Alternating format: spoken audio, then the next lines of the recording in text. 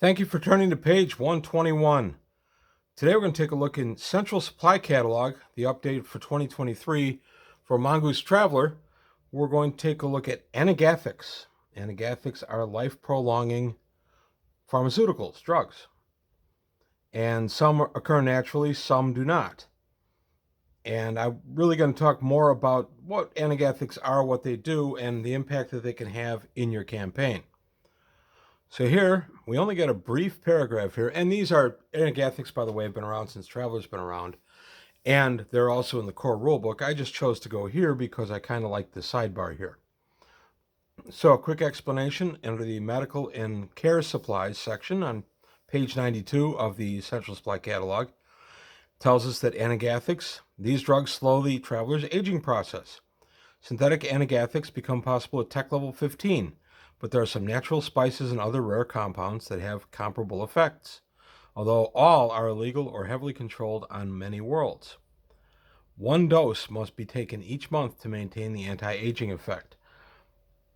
Now, in my travel universe, I don't necessarily make Anagathics illegal. Not all Anagathics are illegal, but some are because they can cause deadly side effects. They're relatively unproven. Some of them are placebos, but here we get Anagathics at tech level 15, so these would be the manufactured ones, pauses age process for 1 month, and your cost is $20,000, and that's per month, so that's per dose. So it's an expensive habit to have. You're looking at 240,000 credits per year, and this would be for the rest of your days. And that goes on to talk about Anagathics withdrawal. So in some versions of Traveler, the Anagathics withdrawal are, instant aging. Is as soon as you miss a dose, within a few weeks, you're going to start feeling the impact, and all the years you've skipped through these drugs are going to come back. That doesn't make a bunch of sense to me, but I did kind of like this, the way they explain the Anagathics withdrawal in this book. And it says, Anagathics are always expensive, often illegal, and are based on a variety of methods. These include synthetic molecules, exotic biology, and nanomachinery. All of these pause the aging process, but once a traveler begins on an Anagathics regimen, they must remain on this same treatment. Failure to continue the treatment can have side effects beyond the resumption of aging. What that means is if I start on the artificial one that's available at tech level 15, I can't switch to another type of Anagathic without some possible repercussions for doing so.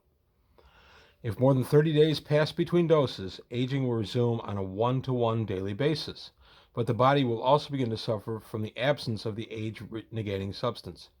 After 53 plus 2 days has passed since the last dose, the traveler suffers a withdrawal effect and must make a difficult at 10 up endurance check. Failure results in the traveler aging a number of years equal to the negative effect and temporarily losing endurance equal to the effect. The traveler recovers endurance at 1 per day as the body adjusts to the Anagathics free state. So if I fail my difficult check and I'm suffering withdrawal, I begin aging the number of the years of the effect. So if my effect is 3, I'll age 3 years in those couple of days. I kind of like that. It's a little more measured response to it. And then it goes on to tell us if the check is successful, the traveler still continues to age, but must make a subsequent check after as many months as the positive effect. The second successful check indicates the traveler successfully avoided withdrawal symptoms. The failure of the second check results in milder symptoms. Traveler still experiences the temporary endurance loss, but only ages the number of months equal to the effect. As long as the traveler resumes Anagathic treatment before suffering a withdrawal effect, the only detriment to intermittent or stretched out use of Anagathics is the resumption of aging after 30 days. If the traveler switches to a different method of Anagathics treatment, then withdrawal effects from the previous method still occur. And there might even be a situation where they're not compatible, so you have some drug interaction there that could cause you even bigger problems. So I like this. This is a bit more of a measured response in Traveler to Anagathics. And I prefer this method where we have a reason, a way that we're going to experience withdrawal, limits of what the withdrawal is going to be. We're not just suddenly going to age. So if we've been, our natural age is 82 and we've been on Anagathics since we were 30, we're not going to suddenly just age 52 years. The Anagathics suspend the aging, but only as long as they're effective. And the way I've always used Anagathics is once they are suspended, a withdrawal of some kind happens, and then the aging just resumes. Now, the aging might resume with some other medical issues, such as a reduction in endurance or something, but nothing really beyond that. Interestingly, one of my early characters in Traveler, he worked for IBIS, which was one of the secret agents. It was out of Dragon Magazine. I forget off the top of my head what IBIS stands for. I did look at IBIS a couple of years ago on the channel. It's IBIS.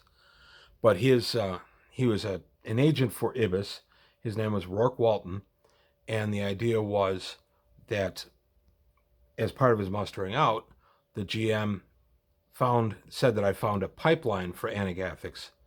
And I had the choice at that moment that I want to take them or not, and I did. Now, the GM, because it was kind of an illicit pipeline, the GM did give me a little bit of a break on the costs. So that character was on Anagathics, and I thought, oh, this is cool. Actually, it had no real effect on the character or on the campaign.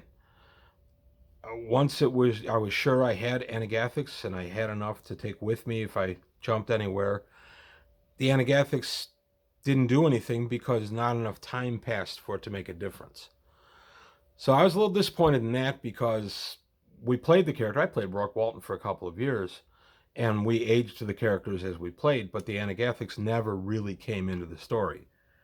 Now, Anagathics are great MacGuffin if you have a patron who is nearing the end of their Anagathics and they need you to go secure some for them. They're on a planet where they are indeed illegal, and you and your party have been hired to find them the specific type of Anagathic that they're taking, and you have to deliver them within X amount of time so this person doesn't start experiencing withdrawal. That kind of game can be a lot of fun. It's a great MacGuffin, the Anagathics itself, with the patron, with the danger of the patron's withdrawal, can be a lot of fun. The other thing you can do is your players, for whatever reasons, can come across a naturally occurring Anagathic, something that natives on a planet know about, but nobody else does. So now they have the ability to maybe farm this out and make it profitable for them. How would they go about that? How would they approach a pharmaceutical company that could manufacture it and distribute it for them? There are riches to be had, but they're not easily gotten. That kind of campaign. So that can be a lot of fun. But for me, Anagathics, having experienced them with a character, Anagathics are really more of an NPC story arc kind of thing than an actual thing that I worry about with my characters. Again, we did follow aging with the characters. We did go through new terms. We did roll for any aging crises after the characters were around, because I played Rourke Walton. He aged about 6 or 7 years within the course of the game.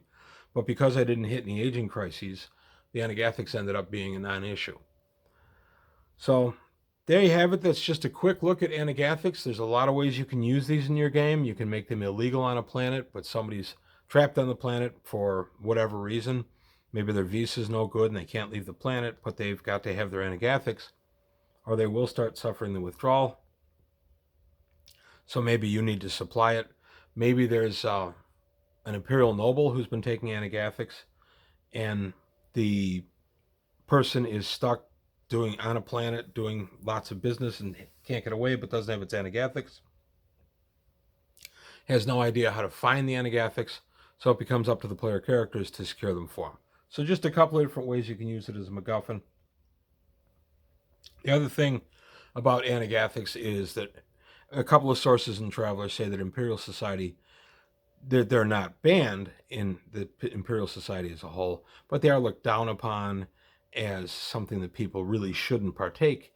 And again, I find that kind of silly. If you have the money and these are available and they're legal, I can't see a reason why somebody wouldn't avail themselves of a drug that would keep them at the age of 30 forever. Speaking as an older guy, I wish I had Anagathics this morning when I got out of bed. We did some lawn work over the weekend, and I was a little sore. I could have used my 30-year-old body back, right then. So there you have it. That's a look at Anagathics and Anagathics Withdrawal. Just a very brief one. There are a lot of different things you can do with this. There are a lot of modules in Traveler that have Anagathics occurring naturally, and they have you as the ones finding it. So there's a lot of ways you can use this, and it's a standard thing in Traveler. So there you have it. I want to thank you for your time. Thanks for watching. Please leave comments below. Like and subscribe if you enjoyed the video, and take a look at the Patreon, see if you can help me out there. But that's all I've got today on page 121. Thanks for your time, and I'll see you next time.